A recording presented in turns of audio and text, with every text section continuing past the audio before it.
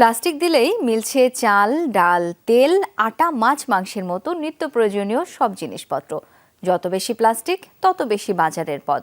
চট্টগ্রামে এমন অভিনব বাজারের আয়োজন করেছে বিদ্যানন্দ ফাউন্ডেশন। পরিত্যক্ত ও অপ্রয়োজনীয় প্লাস্টিকের বিনিময়ে পছন্দমতো বাজার করেছে ৩০০ প্রান্তিক পরিবার। শ্রীলঙ্কা আবারও রপ্তানিতে শীর্ষে।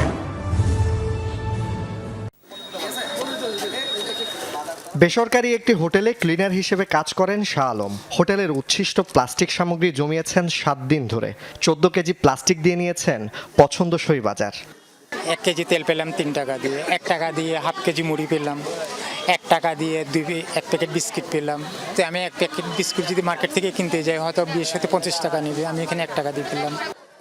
বিদ্যানন্দ ফাউন্ডেশনের প্লাস্টিকের বিনিময়ে বাজার কর্মসূচিতে এক্সচেঞ্জ সেন্টারে সকাল থেকেই প্লাস্টিক সামগ্রী নিয়ে ভিড় করেন সাধারণ মানুষ। নিয়েছেন পছন্দমতো বাজার। প্লাস্টিক দিয়েছি, ওই বুটের ডাল খাইছি, ডিম খাইছি, মুরগি খাইছি। মুরগি নিছি, ডিম নিছি, তারপরে মুড়ি নিছি, আটা নিছি, চাল নিছি, ডাল নিছি। প্লাস্টিক দিয়ে আসতে বলছে তো প্লাস্টিক, ওই জন্য আসছি আমরা।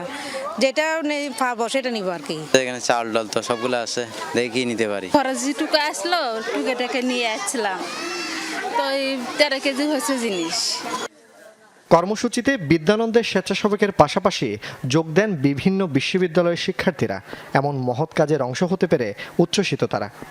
ওরা যখন প্লাস্টিক নিয়ে আসতেছে, আমরা প্লাস্টিকের বিনিময়ে ওদেরকে কেজি হিসাবে 1 টাকা করে টোকেন দিচ্ছি। 1 কেজির বিনিময়ে 1টা টোকেন। ওরা অনেক খুশি আছে, মানে প্লাস্টিক এক্সচেঞ্জ করে যে এগুলো করতেছে। I think it's a very useful and effective program, and I'm very happy that I'm here and I can be part of this. I'm very grateful and happy for those people that can make something good from this place.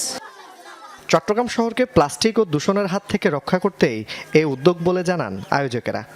এখান থেকে ওনারা তাদের নিজেদের পছন্দে নিত্যপণ্য বাছাই করে নিতে পারতেছেন। ফলে যেটা হচ্ছে, তাদের আশেপাশ যেমন প্লাস্টিক মুক্ত হচ্ছে, তেমনি তার প্রান্তিক জনগোষ্ঠীর যে নিত্যপণ্যের যে চাহিদা, সেই চাহিদাটা তারা এখানে স্বল্প মূল্যে পেয়ে যাচ্ছে। জোবায়েত ইবনে শাহাদাত, যমুনা নিউজ, চট্টগ্রাম।